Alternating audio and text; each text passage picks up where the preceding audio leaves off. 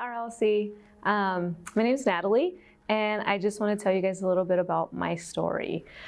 So about this time last year, actually exactly today, the 17th of December, I was living overseas and I was doing missionary work in Romania, in Bucharest. And that was a really interesting way of the way I ended up there. It was just a God thing and the way He set everything up.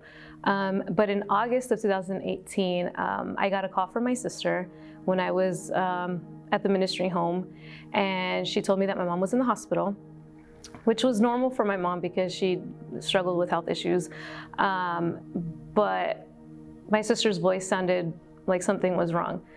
And every 30 minutes, she kept calling me and updating me and saying, hey, like mom's not doing so good. You know, mom's in the ICU. Words I had never heard before. And I just remember just thinking, God, what's going on? It was out of nowhere. It was out of the blue. My mom wasn't sick. And I remember every 30 minutes, it just kept getting worse and worse and worse. Until she said, I really think you need to come home. Living overseas, it's not super easy to just get a flight and just come home the next day or in a few hours. So I booked a flight, the first flight that I had when I left. And it took me 30 hours to get home. Before I left, I was praying, and obviously I was believing for a miracle. God was gonna come through because He just had before, right? Like I knew Him, I knew everything He had told me. And so I just remember Him saying, you're gonna know me in a different way. And I didn't know what that meant. He didn't promise healing, He didn't promise nothing. It just, you're gonna know me in a different way. So I wrote that down and I left. I got my stuff and I left.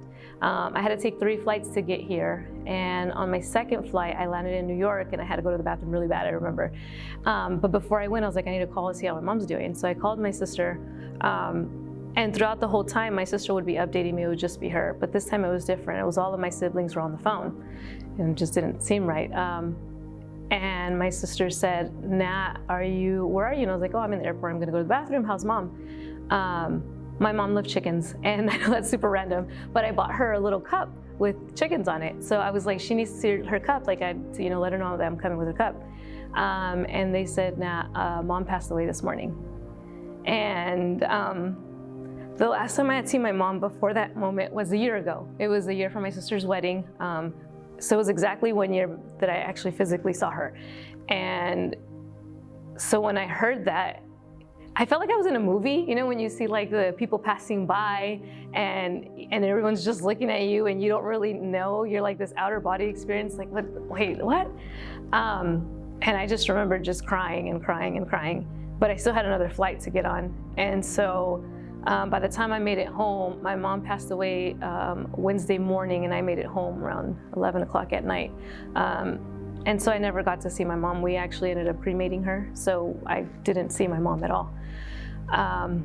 It was a tough time during that time, right? Because I mean, I know what we say. We say God doesn't notice anything, which is true, that's what I thought.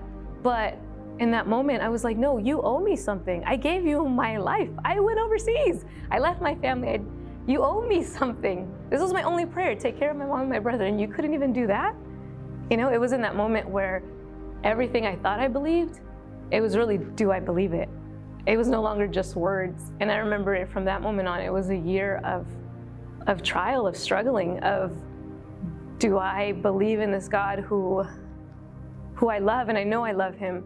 And deep down, I think I know He loves me too, but He didn't answer the prayer that I asked. And then it's just blaming yourself, like, did I do something wrong? Could I have done something different? Maybe if I did something different, God would have answered. And it was just a whole year of that, of just trying to find your new normal. I came home with my family, my sisters, my brother, we were all living together now at this point. And then I would still come to church, right? Because I knew I love Jesus. I still want to go. I was hurt by Him, but I knew I loved Him. So I would show up, and I just remember how difficult it was to come.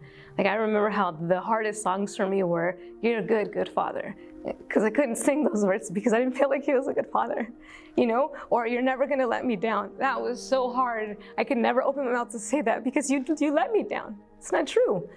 So just this journey of like trusting again and believing, and I felt like the ground was just pulled from me and learning how to walk again, learning everything again. I never understood depression like that season. And then when we felt a little normal after, I got a job again, I was coming back to America and learning how to be an American again. And everything felt normal again. And then again, another blow. My dad got into a really bad car accident. My dad and I aren't really close. He got in a really bad car accident that left him disabled. He was in bed rest for 6 months. And my sister had a really good job, better than I did. And so it didn't make sense for my sister to quit her job to take care of him. It made more sense for me to quit. So I quit my job and I became his caregiver. And then during that time too, my sister had her son, and so I became his nanny. And so it was this journey of like, nothing that I had planned went according to my plan. It was a story that I had never thought, I had never imagined, like, what now, And I just remember just thinking, God doesn't hear me, God doesn't care. And I remember on the light rail one day, my car that I have now is my mom's old car, and she took really good care of it, but it's an older car. And I remember on the light rail asking God, there was this like random sound on Thanksgiving Day that I remember one day I turned on my car and it was this loud pitching noise. And I was like, oh, are you kidding me? And my tires were like completely bald. I mean, like bald, where it was Jesus alone that nothing happened. I remember like when it first started raining this year, like sliding on the road. And so I was like, I really need to do those things. Like, I went to Jiffy Lube and they told me that it might have been the alternator or something that would be really expensive. And I know I had some savings, so I know I could have got my tires or the alternator, but I couldn't have got both of them. So I remember coming home from the light rail from work, and I asked God, I was like, Lord, I have enough to do, one of the two. But if there's a way that I don't have to do any of them, that maybe you can just fix my car, or someone would be like, hey, let me bless you, like that would be so awesome. But again, it was just something that I thought, because I didn't believe he was hearing me. He didn't listen to me, right? That's what I thought. And I kid you not, as soon as I got off the light rail, I got in my car and I went home. It was probably like 10 minutes. Pastor Amy texts me and she's like, hey, Brenda, but do you need anything for Christmas? Is there something that the church can help you with? And in that moment, like I told her, I was like, you're kidding me. Like, my car just started making this random noise and my tires are like completely bald. I don't have enough money for both, but maybe if you guys can help me out with one or something, we could work it out. And she was like, I'll get you in contact with Pastor Jesse and then she'll go from there. And the church took care of everything, all of it. And yes, that's awesome. Like, God's awesome. He provided, right? But for me, it was more than just the money. It had nothing to do with the money. For me, it was for the first time in a year that I felt like God was like, hey, I hear you. I see you. Things might have not gone your way, but that doesn't mean that I'm done. I'm not done with you. I'm not done with your story. So for me, the biggest thing that I got from that day in the text, and even now, is just, don't ever think you're unseen, because you're not. Just because things don't happen right away, you don't know what he's doing. He has a bigger plan that we don't even know. And until this day, I don't know my why everything happened, and I might not ever know. But one thing I do know for sure is that I'm loved, I'm cared for, and I have someone looking out for me.